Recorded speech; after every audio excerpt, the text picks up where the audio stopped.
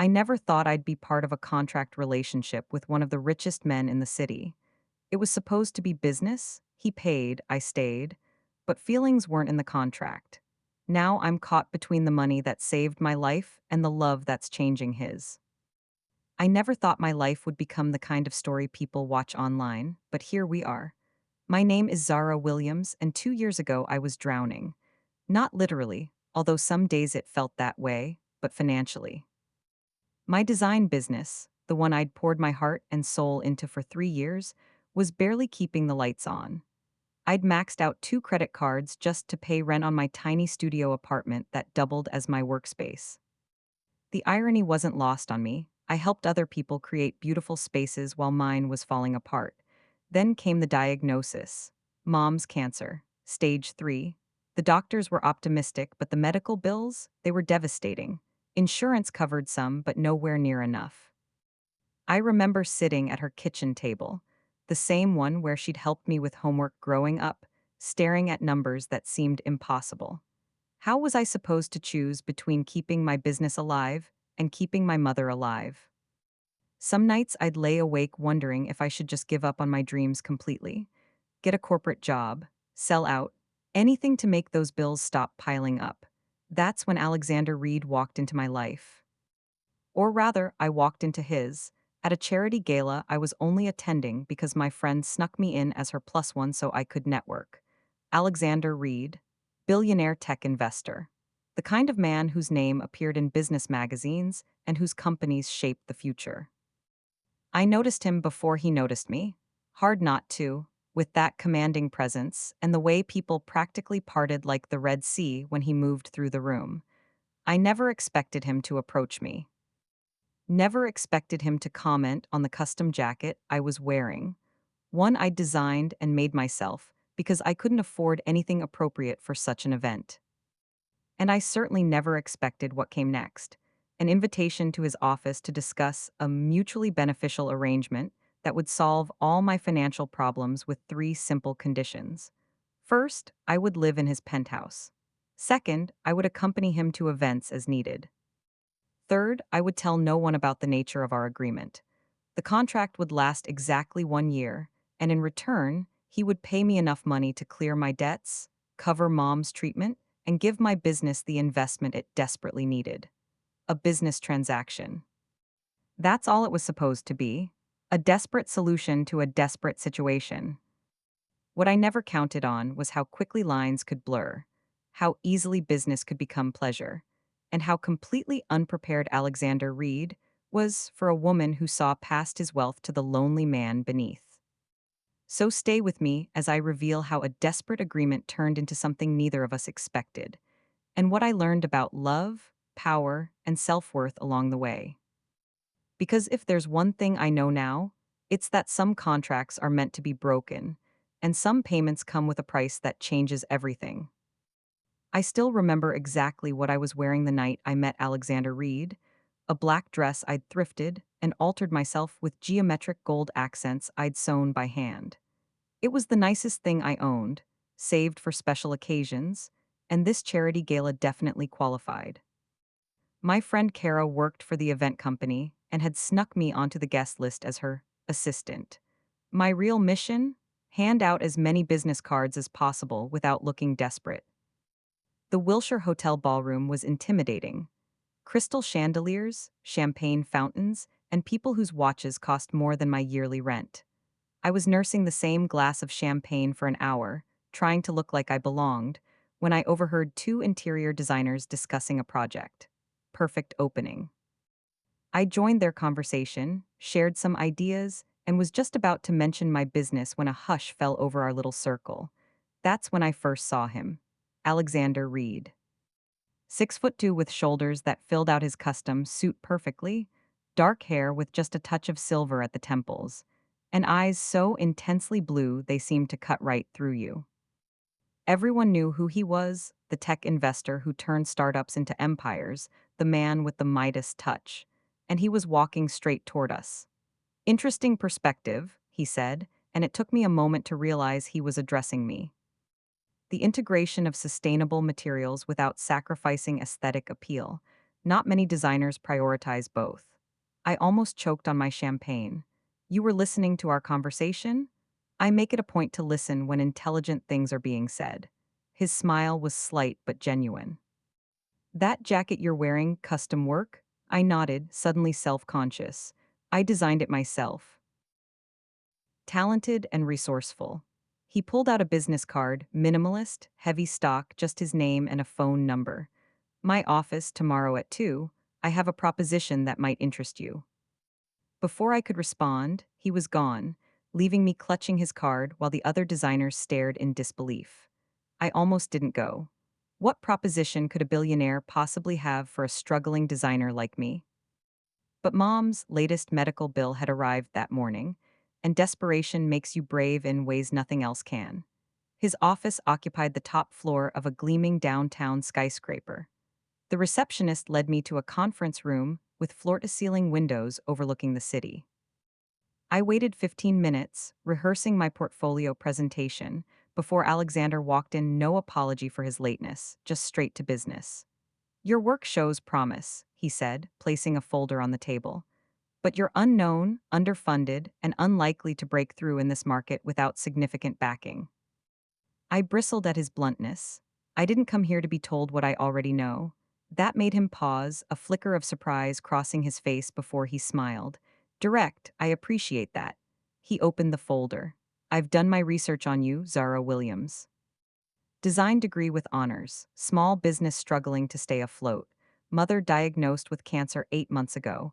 Mounting medical bills. Am I missing anything? My stomach dropped. How did you? Information is a commodity I trade in. He slid the folder toward me. Inside was a contract, thick with legal language. I have a proposition. 1 year of your time in exchange for financial security. As he outlined the terms, I felt a strange numbness creep over me. Move into his penthouse. Accompany him to social and business events. Present ourselves as a couple. In return, he would pay off my debts, cover Mom's medical expenses, and invest in my design business. The contract specified everything: separate bedrooms, no physical intimacy required, confidentiality absolute. Why me? I finally asked. You could have anyone. Alexander's expression remained neutral. The women in my usual circles come with complications and expectations. You need money, not marriage. You're intelligent, presentable, and clearly talented. Most importantly, you understand business. This isn't business, I said quietly. It's purchasing a person. It's a mutually beneficial arrangement, he corrected. 1 year. After that, you walk away with financial freedom and business connections that would take you a decade to build otherwise. I stared out at the city below, at all the tiny lights in buildings where people were making honest livings without selling pieces of themselves. Then I thought of Mom, of her voice getting weaker with each chemo treatment, of her telling me not to worry about the bills. I need time to think, I said, standing up. Alexander nodded. You have until tomorrow. He handed me a card with his personal number. For what it's worth, I don't expect an answer other than no. Most people lack the courage to accept unconventional solutions. That night, I sat at my kitchen table until sunrise, the contract spread out before me. Every time I decided to tear it up, I'd see another medical bill, another past due notice. By morning, I had my answer. I called the number. I'll do it, I said when he answered, but I have conditions of my own. Moving into Alexander Reed's penthouse was like stepping into another dimension. One day I was in my cramped studio apartment with the leaky faucet and temperamental heating, and the next I was standing in a glass and steel paradise 40 floors above the city. The place was immaculate, all clean lines, modern art, and furniture that looked like it belonged in a museum rather than a home. My entire apartment could have fit in just the living room. This will be your space, Alexander said, leading me down a hallway to a bedroom suite larger than my parents' first house. Floor to ceiling, windows offered a panoramic view of the city skyline, the kind people pay to see from observation decks. You can decorate it however you like. I set my single suitcase down beside the king-sized bed. It's already perfect. It's impersonal, he corrected. My interior designer believes in minimalism. I ran my hand along the pristine white duvet. And what do you believe in? He paused as if the question caught him off guard.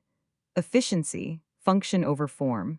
That's not how you live, I said, gesturing to an abstract painting on the wall that probably cost more than a car. That's how you present yourself. Something flickered across his face, surprise, maybe curiosity, before his business mask slipped back into place. The housekeeper comes Mondays, Wednesdays, and Fridays. My assistant has arranged for a car to be available to you. Your studio space has been set up in the third bedroom as requested. And just like that, I became a billionaire's live-in girlfriend, except I wasn't really his girlfriend at all. The first week felt like an elaborate game of pretend. We orbited around each other cautiously, like dancers who hadn't practiced together. I'd wake up early, used to my busy schedule, only to find him already in the kitchen, drinking black coffee and reading financial reports on his tablet. Our conversations were practical, logistical. When would we attend our first event together? A charity auction that weekend. What was my coffee preference? Cream, no sugar. Did I need anything for my new design space? Better lighting, which appeared the next day without further discussion. My first public appearance as Alexander Reed's girlfriend was at the Westside Children's Hospital charity auction. He presented me with a black dress I later discovered was custom Valentino. I can't accept this, I said, holding the garment bag like it might bite me. It's not a gift, he replied, his tone matter of fact. It's a business expense. You represent me now. The dress fit perfectly, of course it did. Standing in front of the mirror, I barely recognized myself. The woman staring back looked polished, expensive, worthy of a billionaire's arm. But underneath the designer fabric, my heart was hammering. I was about to lie to an entire ballroom of influential people. About to pretend I belonged in this world. Alexander was waiting in the living room, adjusting his cufflinks. When he saw me, he paused, just for a second, but I caught it, a moment where the mask slipped. You look. He started, then cleared his throat. Appropriate. The car is waiting. That night was a crash course in Alexander's world. He introduced me to people whose names I'd only seen in magazines. CEOs, politicians, celebrities, all greeting him with that particular smile people reserve for those who can do something for them. I smiled, laughed at the right moments, and kept my champagne glass perpetually half full without actually drinking much. Alexander's hand rested at the small of my back, guiding me through the room with practiced ease. That's Victor Chambers, he murmured at one point, nodding toward an older man across the room. Avoid him if possible. He asks personal questions and remembers everything. I nodded, filing away the information. Is that why we're hiding by the ice sculpture? The corner of his mouth twitched. Strategic positioning. When a well-known interior designer approached us, Alexander surprised me by highlighting my work, describing a design concept I'd once mentioned in passing with such precision I wondered if he'd been taking notes. By the end of the night, I had 3 potential clients and a feature in a design blog. Later, as the car carried us back to the penthouse, I finally asked the question that had been bothering me all night. Why did you do that? Promote my work. Alexander didn't look up from his phone. Your success benefits our arrangement. The more legitimate your business becomes, the more authentic our relationship appears. It was so coldly practical that I almost laughed. Of course, there was no genuine kindness behind it, just strategy. Everything with Alexander was strategy. Days turned into weeks. I grew accustomed to luxury in small, insidious ways. The perfect water pressure in the shower. The fully stocked kitchen, where I never had to check prices before adding items to the grocery order. The driver who appeared whenever I needed to go somewhere. I set up my design studio in the spare room and began working with clients Alexander had connected me with wealthy people who suddenly trusted my vision because I was associated with him. At night, we'd sometimes share dinner, discussing our days like a normal couple might. He asked questions about my designs, offered insights about materials or suppliers. I found myself genuinely interested in his work, not the money or power, but the way he approached problems, the businesses he chose to invest in. There were moments when I almost forgot our relationship was a transaction. Then he'd receive a call, retreat to his office, and the spell would break. I'd remember who I was and why I was there.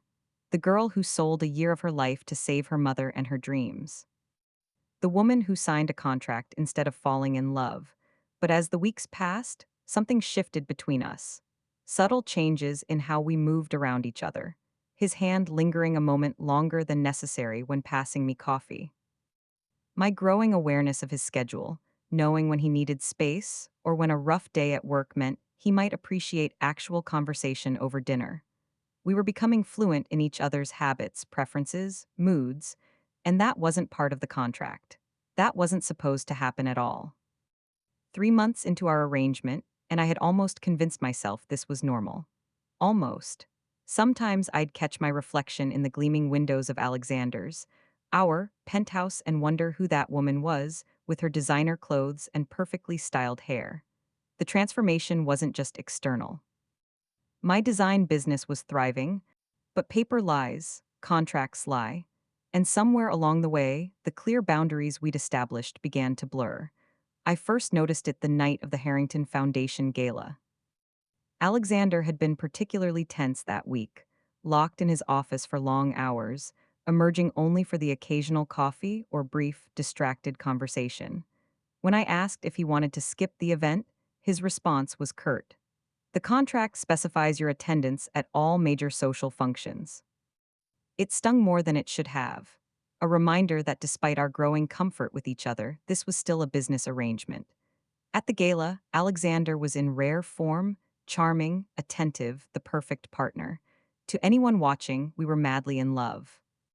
His arm around my waist, his eyes finding mine across crowded conversations, the intimate smile he'd flash that seemed to say, "This joke is just for us." He was so convincing that sometimes I forgot it wasn't real. Then Sophia Laurent arrived. Tall, impossibly elegant, with the kind of old money confidence that can't be purchased or faked. The way Alexander tensed beside me was subtle but unmistakable. "Alexander," she purred, air kissing both his cheeks. "It's been too long." Her eyes slid to me, a fraction too slowly to be polite.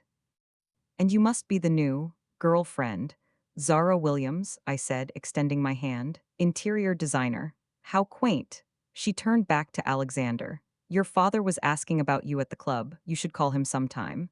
Alexander's jaw tightened. "I'm sure he'll survive the disappointment."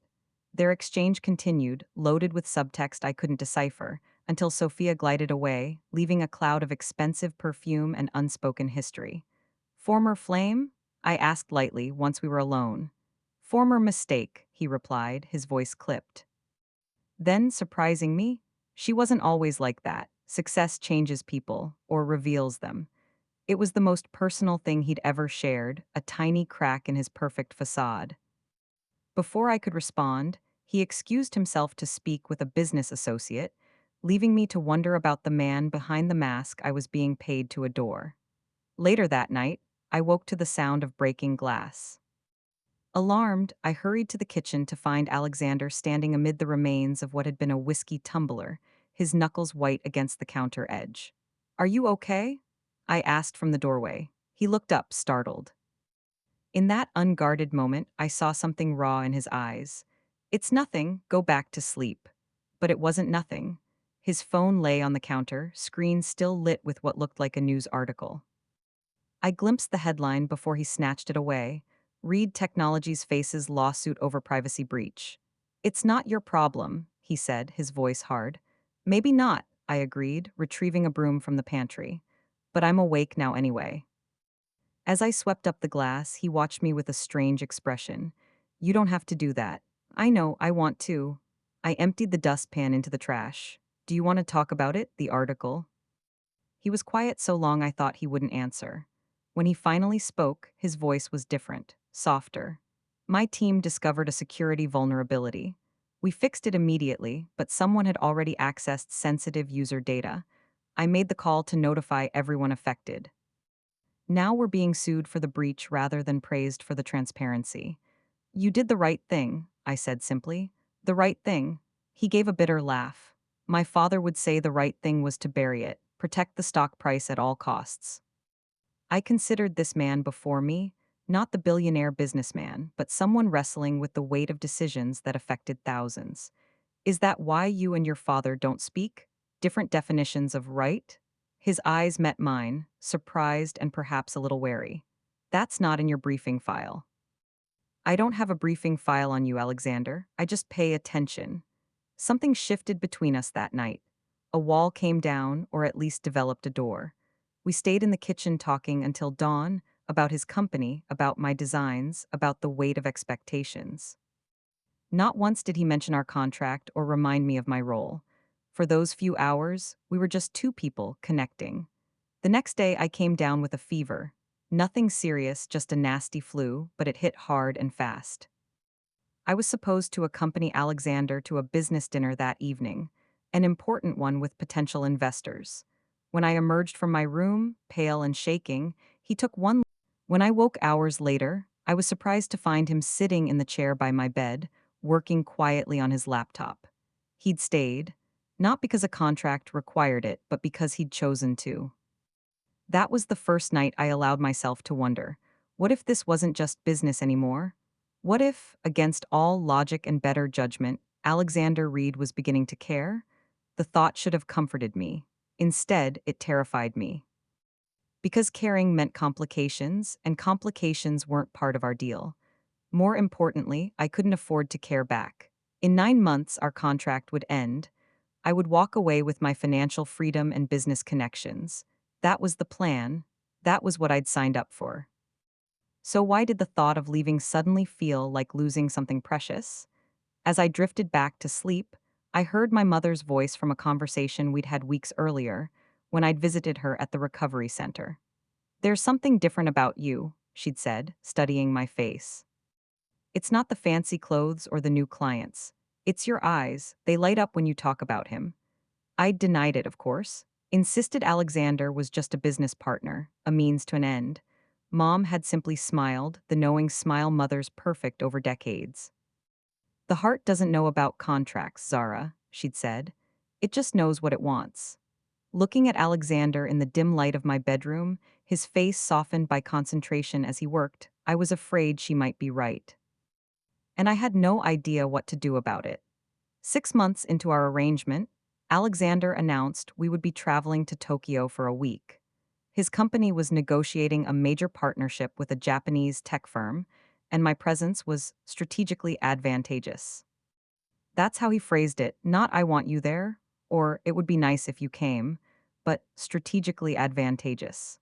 Clinical, professional, exactly what our relationship was supposed to be, yet something had been shifting between us since that night I was sick. Small changes in how we interacted.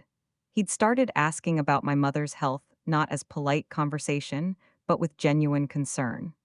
I'd begun to notice when he was stressed before he said a word, learning to read the tension in his shoulders, the slight crease between his brows. We'd fallen into domestic rhythms neither of us had planned, morning coffee together, occasional movie nights when his schedule allowed, comfortable silences that didn't need filling. Tokyo changed everything. We arrived after a 14-hour flight on his private jet, a luxury I was still adjusting to. Despite my protests, Alexander had insisted I take the bedroom while he worked in the main cabin. When I woke from a nap to find he'd covered me with a blanket, something warm unfurled in my chest that had nothing to do with the cashmere. The city itself was a revelation. Electric and ancient, peaceful and chaotic all at once. Our days were filled with meetings and business dinners where I played my part perfectly, the supportive partner, charming and intelligent but never overshadowing. At night, we returned to a suite at the Park Hyatt that overlooked the glittering expanse of the world's largest city. On our third night, after a particularly successful dinner with the Japanese executives, Alexander suggested we visit a small jazz club he knew from previous trips. No business contacts, no networking, just music and drinks. It wasn't in our schedule. It wasn't part of the strategy. It was simply something he wanted to share. The club was hidden down a narrow alley in Shinjuku, the kind of place tourists never find. Inside was intimate and darkly lit, with a trio playing soft jazz that seemed to melt into the walls. We were seated at a corner table, close enough that our knees touched beneath it.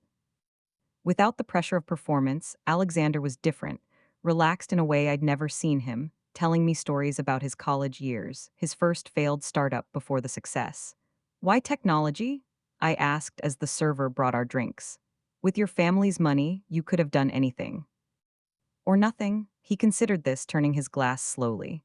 Control, maybe. Numbers don't lie. Code does exactly what you tell it to. People are.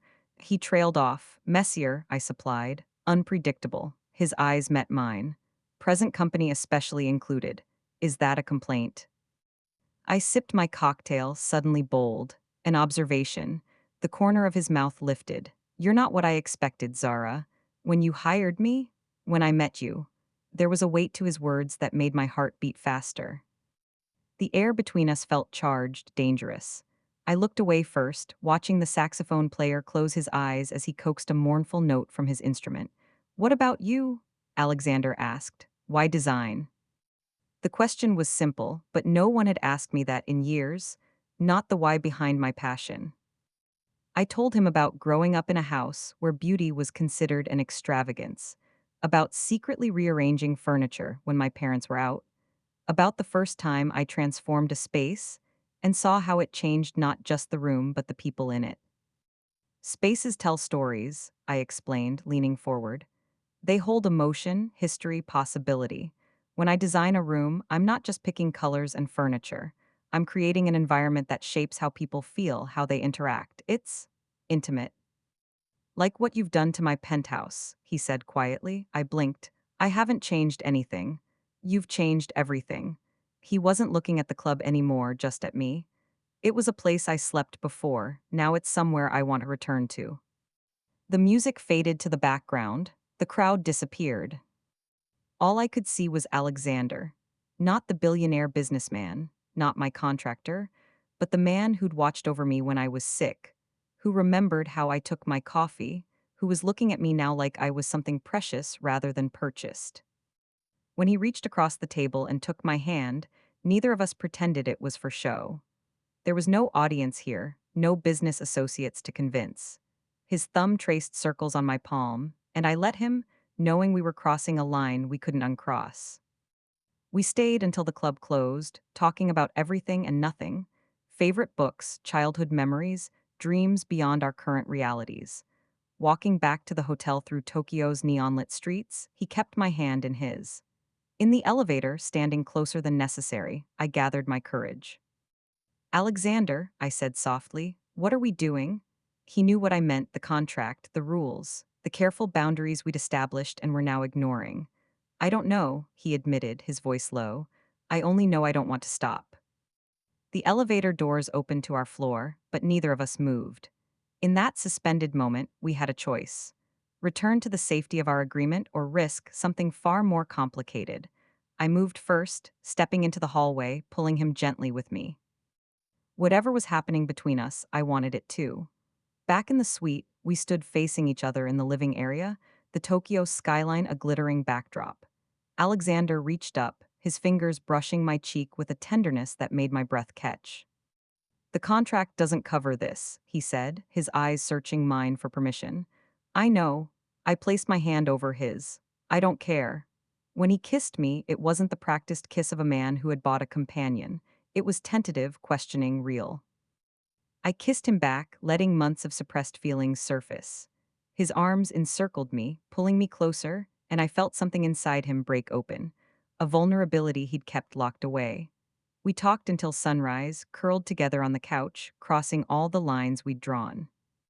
He told me about his father's emotional manipulation, about growing up with impossible expectations, about building walls to protect himself from people who only wanted his money or influence. I told him about my fears for my mother's health, my insecurities about my talent, my conflicted feelings about our arrangement. I never expected you, he confessed as dawn broke over the city. You were supposed to be simple, a solution to a problem. I smiled against his shoulder. Am I a problem now? The best kind. He pressed his lips to my forehead. The kind I'm not interested in solving. For the rest of our Tokyo trip, we existed in a bubble of our own making. During business hours, we maintained professional appearances. But every glance, every casual touch was charged with new meaning. At night, we explored the city together. not as employer and employee, but as two people discovering each other alongside ancient temples and futuristic skyscrapers. On our last night, as we packed for the return flight, reality began to creep back in. Back home, there would be questions, complications. Our carefully constructed arrangement was now something neither of us had prepared for. What happens when we go back? I asked, folding a dress into my suitcase. Alexander paused, considering. Nothing changes publicly, as for privately. He came to stand before me, taking both my hands in his. The contract stays in place, it protects both of us, but what's between us is separate from that, it's ours. It wasn't perfect, it wasn't even sensible. But as his lips met mine, I knew we'd crossed a point of no return. The contract might dictate our public lives, but our private truth was writing itself, one heartbeat at a time. What I didn't know then, what I couldn't have known, was how fragile happiness built on secrets can be, and how quickly it can shatter when those secrets come to light. The tabloid headline hit the morning we returned from Tokyo. Billionaire's black market, Redes paid companion exposed. Beneath it, grainy photos of us at various events alongside excerpts from our contract. The contract that was supposed to be confidential, locked in Alexander's personal safe. I saw it first. Standing in Alexander's kitchen in my pajamas, scrolling through my phone while waiting for the coffee to brew. My mug slipped from my fingers, shattering against the marble floor.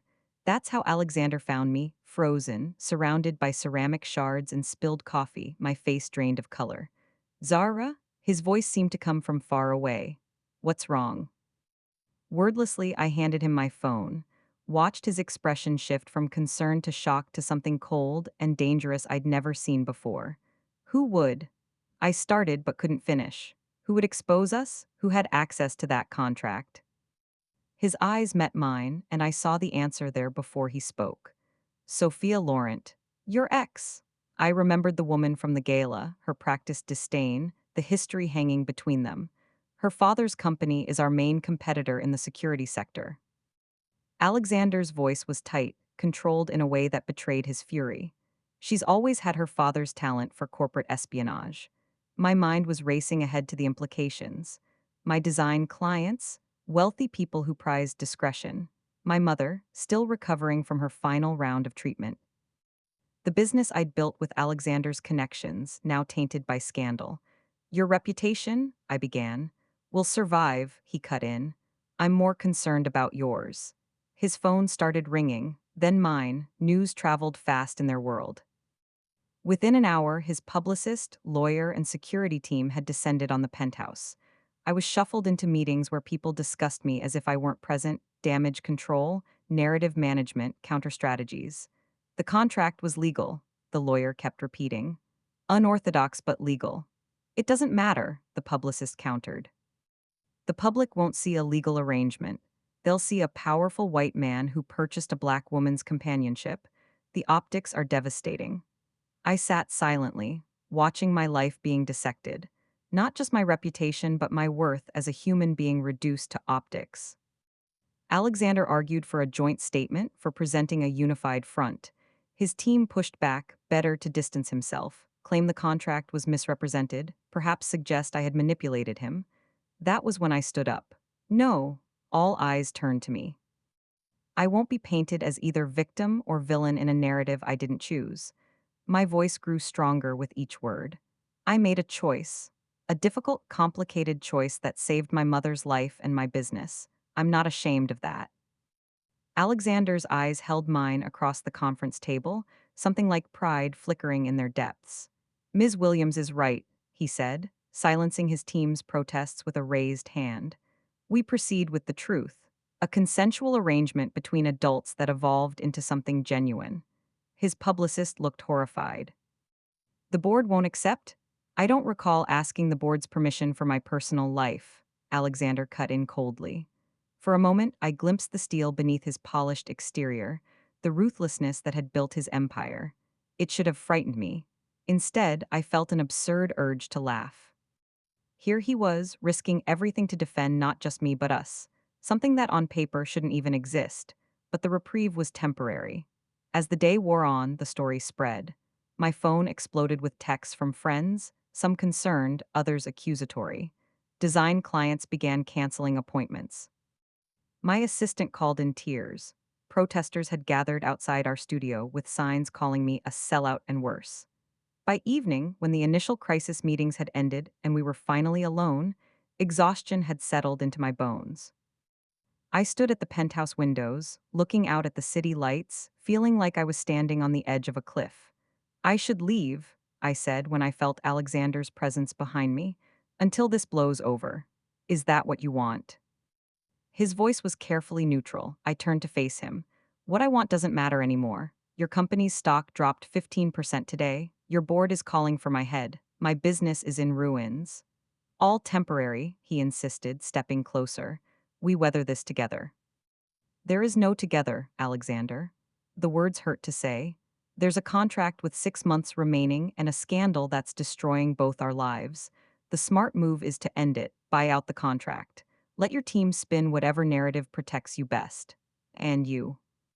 His eyes searched mine. What happens to you? I swallowed hard. I survive, I always do. Something hardened in his expression. So Tokyo meant nothing? Everything we've shared these past months, just business after all? Don't, my voice cracked. Don't make this harder than it has to be. It's already hard, Zara. It's messy and complicated and painful, but it's real. He took my hands in his. I'm not walking away because some tabloid decided our story was worth selling. I'm not letting Sophia win. And I'm certainly not letting you sacrifice yourself to protect me. I wanted to believe him, but the reality of our situation was crashing down around us. This isn't just about us anymore. Your board is meeting tomorrow. They can force you out. Everything you've built, let them try. The quiet confidence in his voice stopped me. What I feel for you is not negotiable. What happened next should have been a moment of clarity, of certainty. Instead, my phone rang, my mother's ringtone. When I answered, her voice was small, confused. Reporters had come to her house. Someone had shown her the headlines. She was asking if it was true, if I had really sold myself to save her. The pain in her voice broke something in me. I ended the call and looked at Alexander, tears streaming down my face. I can't do this, I need to go to her. He nodded, understanding immediately. Take the car, I'll handle things here. As I packed an overnight bag, Alexander kept his distance, respecting my need for space. At the door, he simply said, Call when you're ready, I'll be here. I spent that night at my mother's house, holding her hand, explaining our complicated truth as best I could. By morning, my decision was made. I called the only person who might understand. Marcus, it's Zara, I need a favor. Marcus had been my first design client, before Alexander, before everything. He owned a small cabin upstate, isolated, peaceful, the perfect place to disappear while the storm raged. When I texted Alexander that I needed time away, his response was a single word. Understood. Not where or how long, just acceptance of my choice. 3 weeks passed at the cabin, 3 weeks of silence, of healing, of thinking. I watched from afar as Alexander faced the board, refused to denounce me, weathered the scandal with dignity. I saw my own story twisted in the media, gold digger one day, victim the next. Neither version was true. Neither captured the complexity of falling in love with someone you were contracted to pretend to love.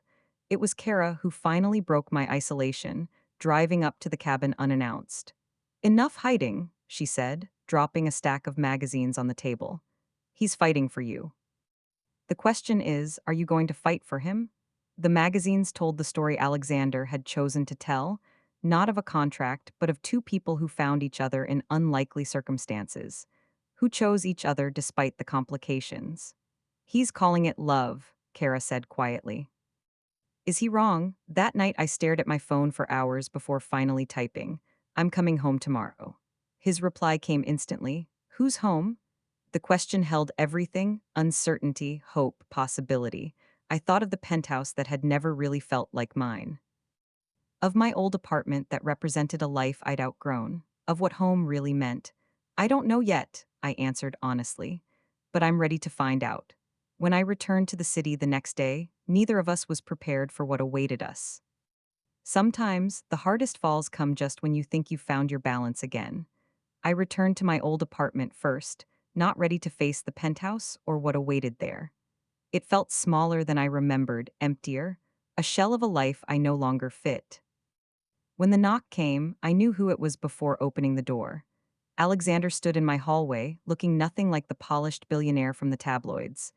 Unshaven, hair slightly disheveled, eyes tired but clear. "The contract," he said simply, pulling a folded document from his pocket. "Our contract." The source of everything. I took it warily. "What about it?" Without a word, he handed me a pen. I understood then. This wasn't an ending, it was an offering. Freedom, choice. My hands shook as I made the first tier, right through our signatures. Alexander's fingers joined mine, and together we reduced the contract to confetti. "No more terms," he said softly. "No more conditions. Just us," I finished, my voice barely above a whisper. He nodded, taking my hands. "Just us, if that's what you want." The question hung between us. All these months of pretending, of performance, of calculated gestures, and now the simplest question felt impossibly weighty. "I want the truth," I said finally, "even if it's messy." His smile was slow, genuine. "Especially if it's messy." It's been 2 years since Alexander and I tore up that contract. 2 years of building something real from the ruins of something manufactured. It wasn't easy. Nothing worth having ever is. The scandal faded, as scandals do. My design business recovered, stronger for having weathered the storm. Not because of Alexander's connections, but because of my own talent, finally unleashed without fear or limitation. Mom is cancer-free now, asking not-so-subtle questions about grandchildren whenever we visit. As for Alexander and me, we live in a brownstone we renovated together. Not his penthouse, not my apartment, but something that belongs to both of us. A space that tells our story, complicated as it is.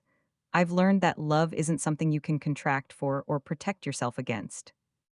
It arrives uninvited, transforming arrangements into attachments, transactions into trust. Would I make the same choice again? Sign that contract, step into that life? The honest answer is yes, not for the money or security, but because sometimes the wrong road leads exactly where you need to go. If you've ever compromised yourself for security or stayed silent about your worth, remember this: real love doesn't come with conditions. Share your thoughts in the comments below, subscribe for more real stories, and remember, sometimes the richest contracts are the ones we tear up.